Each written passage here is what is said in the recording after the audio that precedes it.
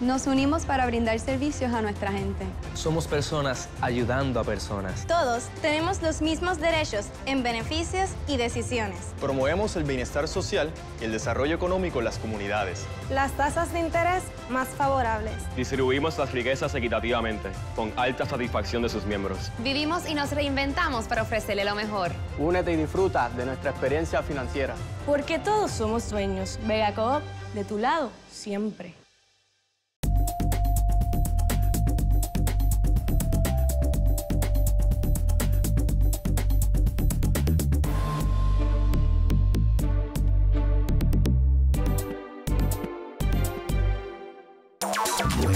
(915-0030) 787-915-0030 (915-0030) 915-0030 915-0030 915-0030 915-0030.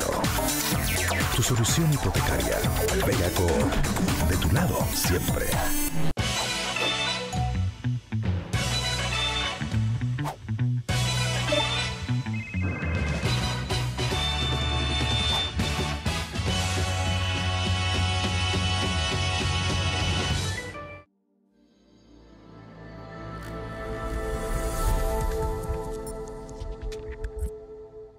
Saludos amigos, bienvenidos a Muévete, el programa del cooperativismo.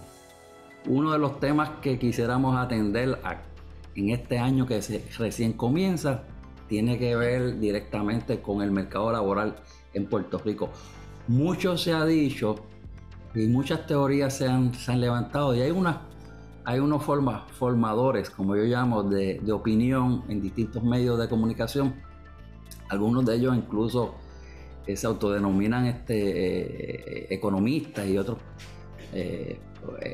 ocupaciones afines, en donde hablan sobre el concepto del salario mínimo y la implantación del salario mínimo a comienzo de este año, al igual como las ayudas que han recibido cientos de miles de puertorriqueños, las famosas PUA y otras ayudas de naturaleza del gobierno de Estados Unidos y el gobierno de Puerto Rico también, y cómo la combinación de ambos factores han pesado sobre el mercado laboral en Puerto Rico. Nos acompaña en esta edición el licenciado Ruy Delgado Saya.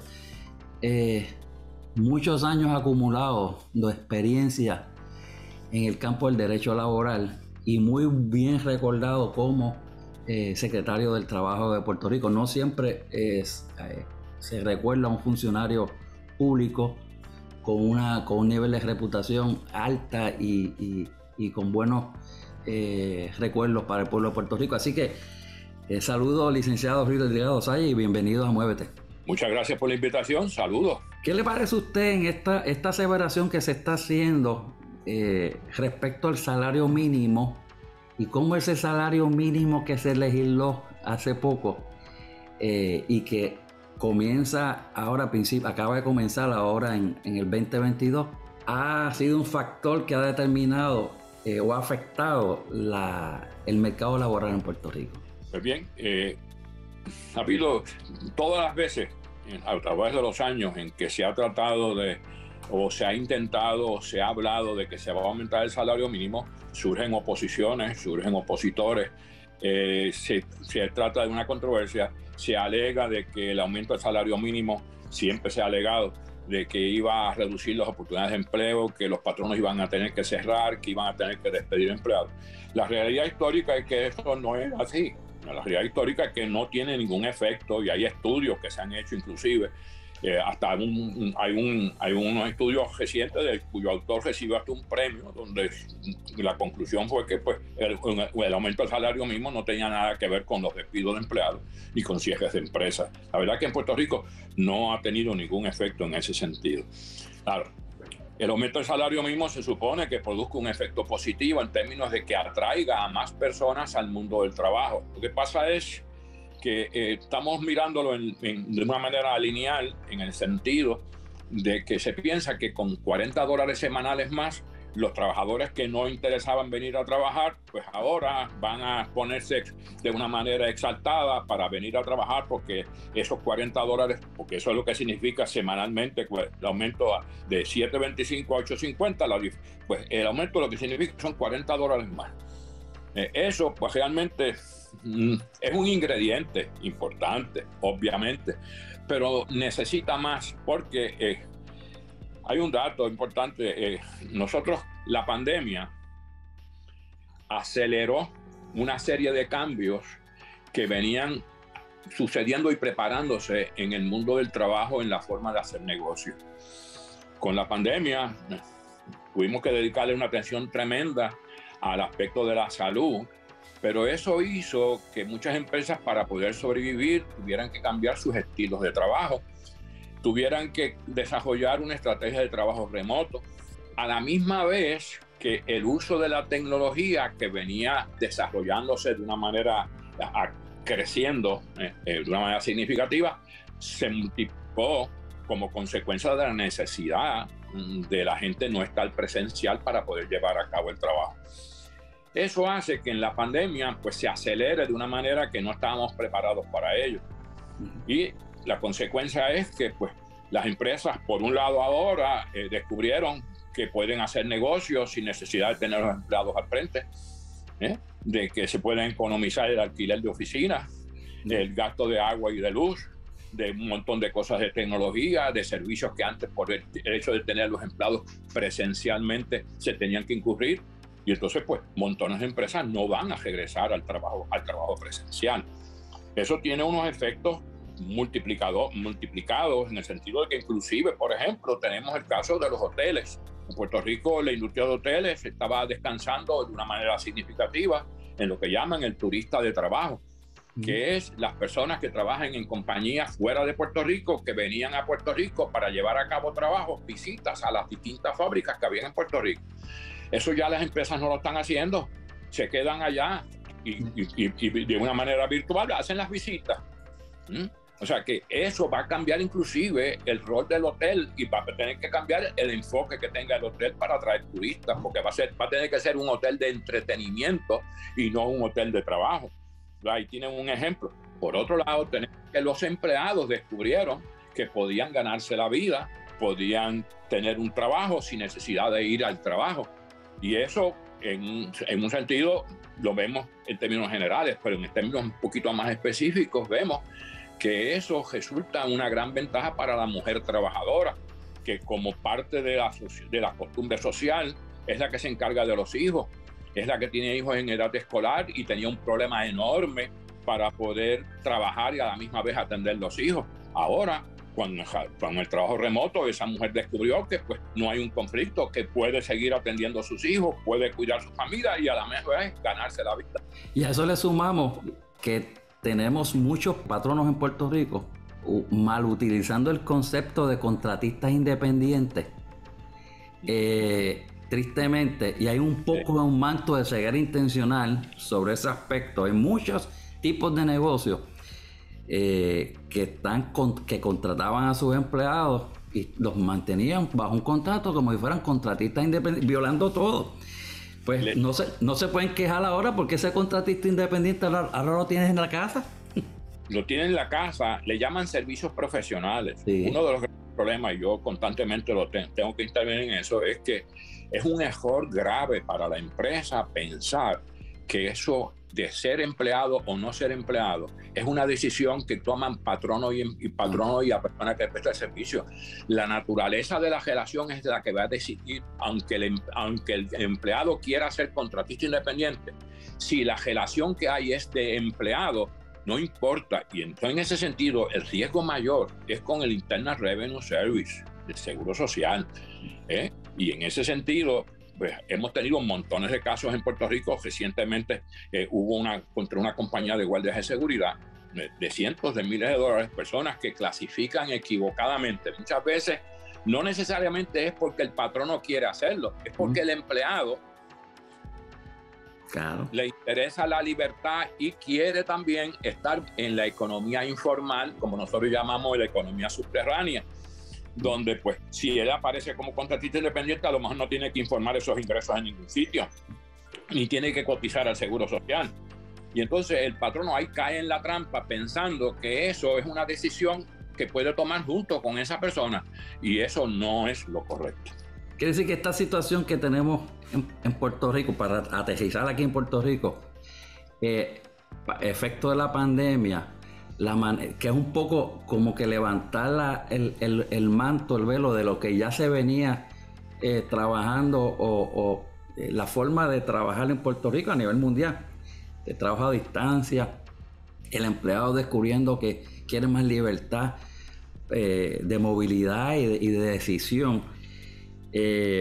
Ciertamente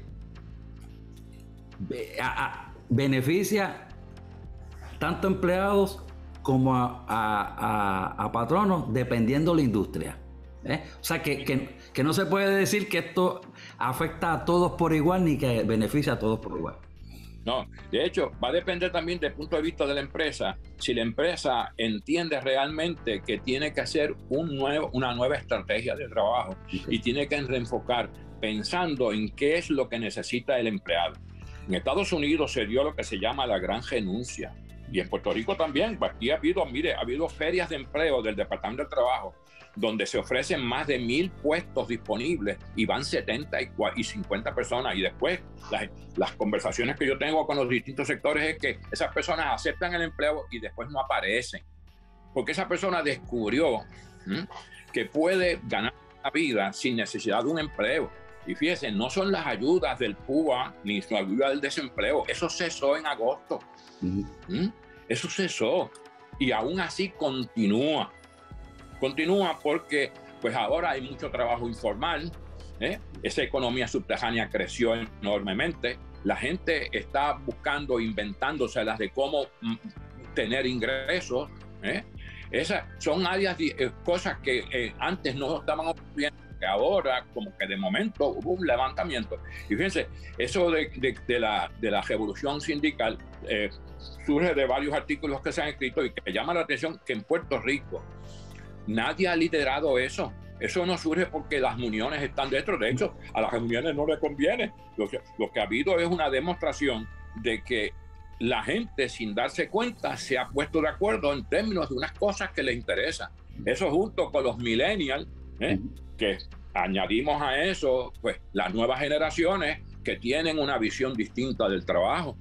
Nosotros, los de baby boomers, crecimos donde nos enseñaron de que el trabajo era sumamente importante y había que sacrificar la vida personal y hasta familiar por fines del trabajo. Ese joven de ahora no está dispuesto a eso. Ese joven de ahora tiene una visión mucho más balanceada de lo que es la vida, en términos de que, mire, la vida personal es importante, la vida de la familia es fundamental, el trabajo me ayuda a eso, pero no puede ser lo único. Y ese joven ahora, cuando el trabajo no le da el atractivo necesario para mantener ese balance, no lo acepta. Si ese trabajo no tiene oportunidades de ascenso, no le agrada. Si en ese trabajo no hay flexibilidad para poder atender otras necesidades, no lo busca. O sea, es un nuevo cambio y allí los patronos tienen que ver eso en términos de que es una estrategia distinta. Puerto Rico no tiene centros de cuidado para los padres que tienen hijos en edad preescolar. Eso es una manera. Aquí una vez se trató de incentivar, cuando yo fui secretario del Trabajo, en el Departamento de Trabajo y en el Departamento de Justicia, se estableció un centro de cuidado para los hijos de los empleados. Y eso tuvo un resultado tremendo. Motivó a los empleados, creó un entusiasmo. Los empleados padres estaban atendiendo a sus hijos a la misma vez que trabajaban. La productividad mejoró, inclusive la asistencia al trabajo mejoró. Eso todavía pues, es algo que me parece a mí que sería un gran atractivo, especialmente para las mujeres. Esa expectativa laboral que se tenía un empleado quizás hace 10, 15 años que los contrataban, ahora el empleado, esa expectativa de cuánto tiempo va a permanecer en esa empresa, en su experiencia, ¿cuánto se ha achicado esa expectativa? A 3 o 4 años. 3 o 4 años. Es como el matrimonio. Antes los matrimonios duraban para toda la vida, ahora pues 2 o 3 años. Pues eso mismo pasa con los empleos. Esos empleos de 30 años ya no van a existir. No, ese joven de ahora no claro, creció en el cambio. Como el joven de ahora creció en el cambio, eso no le presenta ningún miedo, ni es un reto, ni lo incomoda. De hecho, está como pez en el agua. Muy distinto a las generaciones anteriores que crecieron en una estabilidad donde no había cambios. Entonces era un orgullo decir que yo trabajé 30 años en tal sitio. Todavía quedan en el servicio público empleados de más de 40 años, pero son los últimos. No va a haber más ninguno. El trabajo remoto, licenciado, presenta para los patronos unos retos en términos, y quisiera que me tomara quizás un minuto y me explicara esto. El concepto de la inmunidad laboral en términos de accidentes, condiciones, situaciones de ergonomía, que en los centros de empleo pues normalmente se tienen, no puedo levantar tantas libras, mi escritorio debe estar a una altura de tanto, la silla tiene que tener la parte lumbar, ese tipo de situación, ¿cómo se puede atender en el trabajo a distancia? ¿Y qué retos representa para un patrono atender la salud ocupacional de sus empleados? Hay un dato bien importante en esto.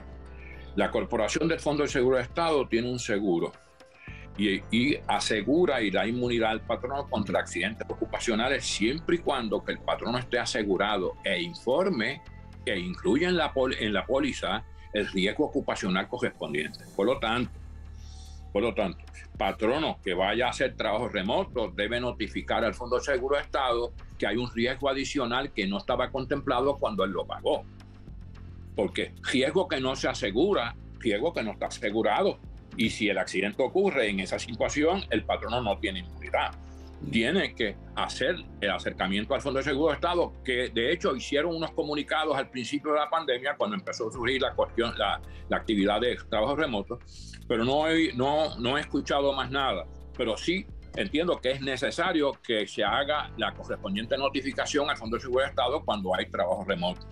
De igual manera, posiblemente se necesita algún tipo de legislación que no está contemplado actualmente para fines de OSHA, la Ley de Seguridad y Salud Ocupacional, conocida en inglés como OSHA, Occupational Safety and Health Act, porque las medidas de prevención que usted mencionó ahora mismo tendrían que aplicar al lugar de trabajo, que es en la casa, y en la casa pues habría que tener en cuenta esos aspectos, y en ese sentido el patrono sería responsable de asegurarse de que ese trabajo que se va a hacer en la casa se va a hacer en un lugar donde hay seguridad. Esas son dos áreas que me parece que no se han discutido mucho en la palestra pública y me parece sumamente importante que haya una correcta orientación en ese sentido. No he oído del Departamento de Trabajo, que ha tenido dificultades porque el departamento ha tenido 3 secretarios en menos de 3 años y entonces pues eso hace que pues, la persona a cargo pues no tiene tiempo, no ha tenido tiempo de mirar las cosas como son. Hay un nuevo secretario, pues esperamos que pueda mirar esos aspectos, porque sería importante que se dé la orientación correspondiente bajo la seguridad de salud ocupacional y que el fondo también dé la orientación correspondiente, que no se ha hecho. Sí, esto es un aspecto que es importante y que llama la atención, ¿verdad? De que hay que procurar como uno de los principales objetivos de cualquier patrono la salud y la seguridad de su componente, de su plantilla, sus empleados, sus colaboradores, sus asociados. Ahora le ponen tantos nombres, sus recursos, su capital, etcétera, etcétera. Yo quisiera ir un momentito atrás en la conversación, licenciado, y hablar del salario mínimo, porque el salario mínimo a veces se convierte en una maleta de llanto para muchos empresarios y empresas en Puerto Rico que a la larga probablemente ni les afecta el salario mínimo, pero como tienen cabilderos, tienen comunicadores y andan de estación en estación, a veces demonizando cualquier beneficio o cualquier condición laboral para los empleados. ¿En qué consistió específicamente esa legislación del salario mínimo que empezó ahora en enero? Bueno, el salario mínimo se aumenta para los empleados que están cubiertos por la Ley Federal de Normas Razonables del Trabajo. el llamado salario mínimo federal. Ese aumento del salario mínimo no es para aquellos empleados que no están cubiertos por esa ley. ¿Quiénes son los empleados que no están cubiertos por esa ley? Son aquellos empleados que trabajan en empresas que no están en el comercio interestatal. ¿Qué es estar en el comercio interestatal? Pues que usan los medios de comunicación, usan la computadora, los medios electrónicos, la transportación hacia afuera, el correo. Esos empleados que no entran en sus tareas para llevar a cabo eso podrían estar excluidos si trabajan en una empresa que no tiene un volumen de negocio de más de $500,000 o más. O sea, todos aquellos que tienen empresas pequeñas, entonces, pues la empresa está excluida en la medida en que no tiene el volumen de negocio. Entonces, esa empresa que está excluida como empresa podría tener empleados cubiertos si ese empleado pues maneja la computadora para cobrar y para cobrar las tarjetas de crédito, pues ese que maneja las tarjetas de crédito y que cobra tarjetas de crédito está en el comercio interestatal y ese está cubierto. Pero hay un montón de ocupaciones que no hay ese tipo de tareas. Estamos hablando de empleados de cafeterías que no hacen el $500,000 y que no cobran. Quien cobra en la caja registradora, él lo que hace es servir en la mesa. Pues ese que sirve en la mesa, pues no está cubierto por el salario mínimo federal. Por lo tanto, no recibió el aumento de $8.50, no lo recibió. De hecho, los meseros y los empleados que trabajan con propinas, pues siguen teniendo, le sigue aplicando el salario de la ley federal, que es $2.13 la hora. Y la diferencia hasta $8.50 se supone que la reciban de propina. Pero usted sabe lo que son $2 la hora. Quiere decir que esa persona trabaja 40 horas en la semana y lo que va a recibir seguro, son $80. Entonces, montones de negocios pequeños, la gente no da propina.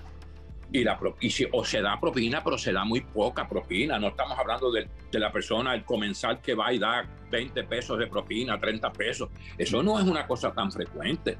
Se piensa que sí que es frecuente. O sea, ahí la queja de la industria de restaurantes me parece a mí que hay que evaluarla con cuidado, porque estamos hablando que el patrono lo que está poniendo son 80 pesos semanales. Sí. No son 290 y como va a ser ahora $340.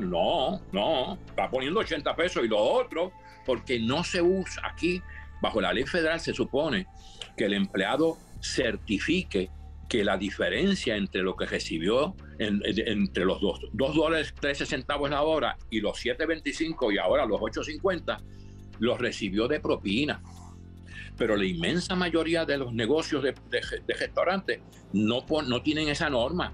Por lo tanto, el empleado pues lo hace automáticamente. Ha habido casos donde los empleados protestan y dicen, mira, no, es que yo no estoy recibiendo la propina necesaria. Y entonces el patrón no es responsable por la diferencia.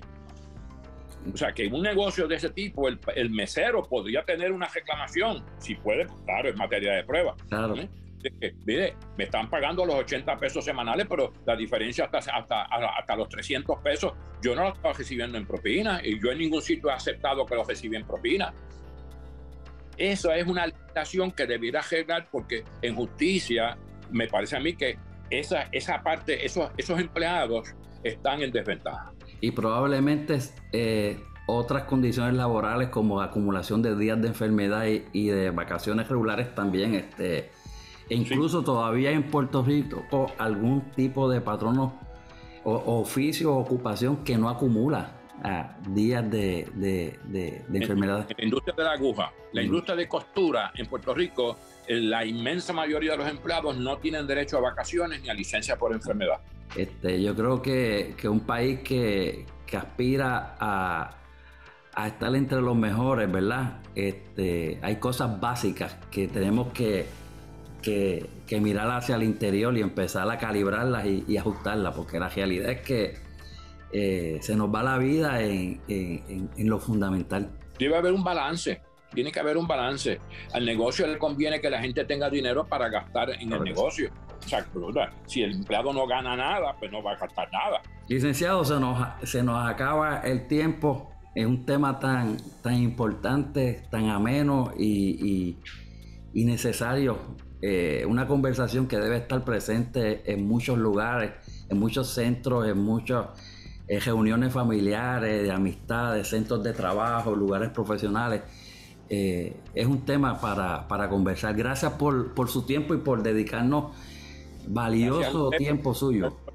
Y lo felicito por mostrar interés y demostrar interés en este tema.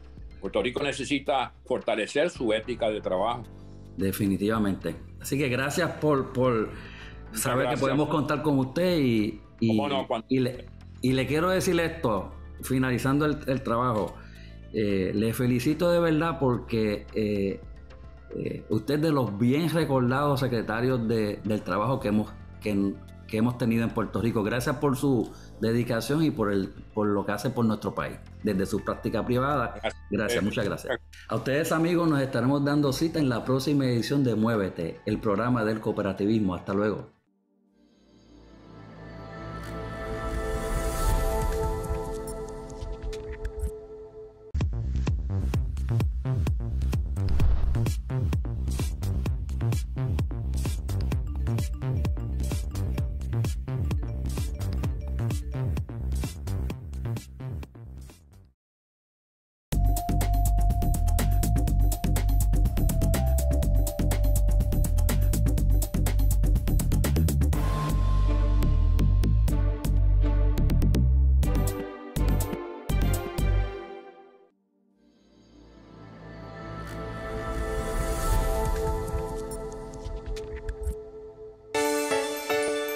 Nos pertenece a todos.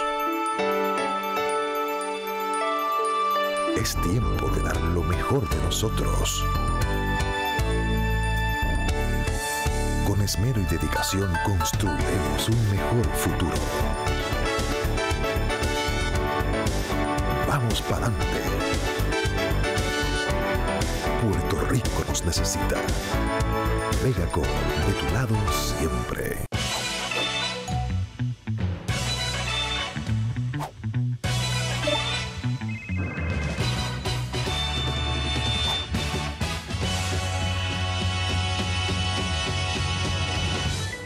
Casa. Apartamento. Si lo puedes soñar, lo puedes hacer. Tu solución hipotecaria. Vegacop, de tu lado siempre.